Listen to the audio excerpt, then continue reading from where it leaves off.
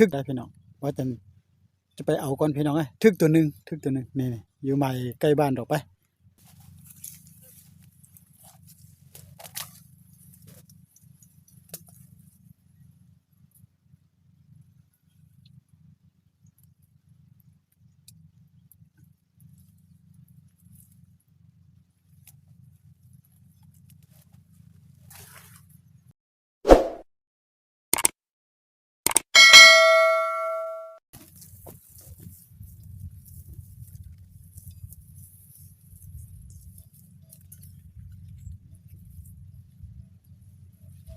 ทักทายสบายดีตอนสาย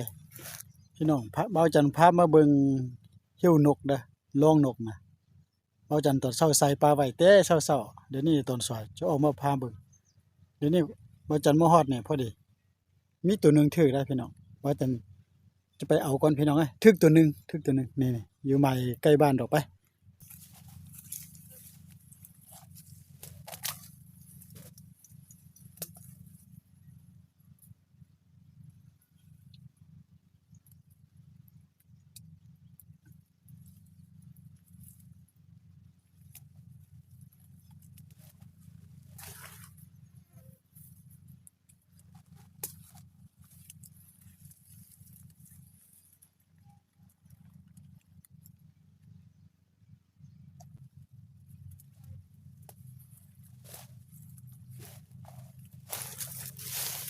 เบาจันก็บ่ขอเอาหลายดอกเอาจักอันน่ะ3 ตัวก็พอละพี่น้องกับ10หลังนะนี่หลังตัวหนึงแล้วเด้อเมื่อกี้เห็นเลยตัวแรกแห้งมาก็ได้ปิ้งอยู่ได้พี่น้องหาอยู่ใกล้ๆนี่ก็ได้หลังนี่โบราณเด้นี่หลังนี่ก็แมนโบราณ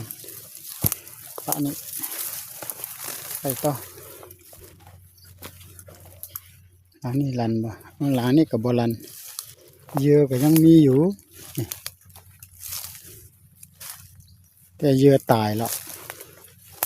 ฟ้าแดดแห้งอยู่ในนี่หลังนึงจะได้บ่3 ตัววางแผนไว้นี่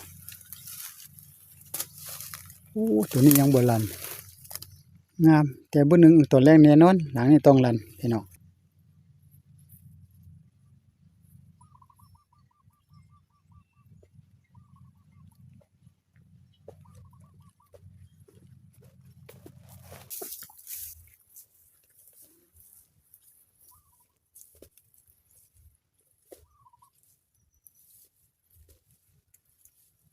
เบาจันวัน2 หลังนี่นะ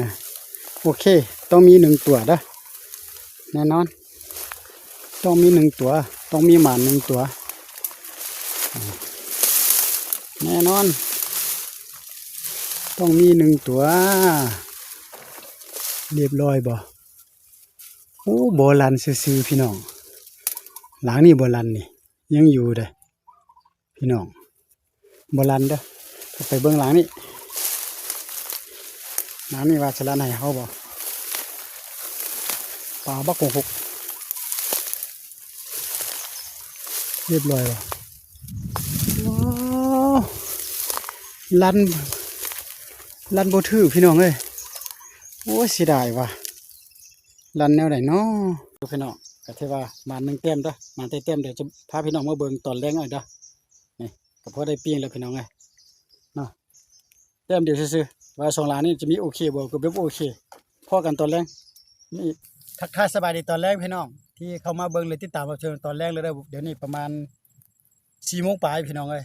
ออกมายามเหี่ยวแต่บ่จันก็มายามรอบที่1อันมีแต่ตัวเดียวรอบที่2นี่จะได้จักตัวจักก็จะทายแต่ตัวที่มันถึกเด้อคันบ่ถึกก็สิว่าบ่ทายไปเลยนะพี่น้องเอ้ยเนาะก็เพื่อบ่ให้มันเสียเวลาประหยัดอันน่ะคลิปแดงเนาะบ่ให้มันยาวเกินไปเนาะพี่น้องเนาะไปตัวใดถึกก็จังทายกันเบิ่งตัวใดบ่ถึกก็ถือว่าเร็วกันไปแล้วมาสรุปทีเดียวเลยพี่น้อง2 หลังสุดท้ายนี่แหละทายแต่2 หลังสุดท้ายนี่มันก็มันบ่มันก็บ่มัน2 หลังสุดท้ายนี่ตอนเช้าก็บ่ลันนะอู้ตัวนี้ก็บ่ลันพี่น้องเอ้ยนั่นนกเอาแสดงว่ารอบแรกนี่10 หลังบ่ถึกเลยลัน2 หลังแมงอันน่ะ แมงจีเจียมบ่แม่นแมงจีเจียมแมงกระป๋อมคือตัวน้อยๆ2ตัวซ้ำนี่แหละพี่น้องบ่เอาดอกบ่มานบ่ลันเหลือแต่มื้อเช้าตัวเดียวติดไว้เอาขอบใจเข้ามารับชมเบิ่งแล้วก็ฝากไลค์ฝากแชร์ฝากติดตามไว้พอจังได๋เด้อ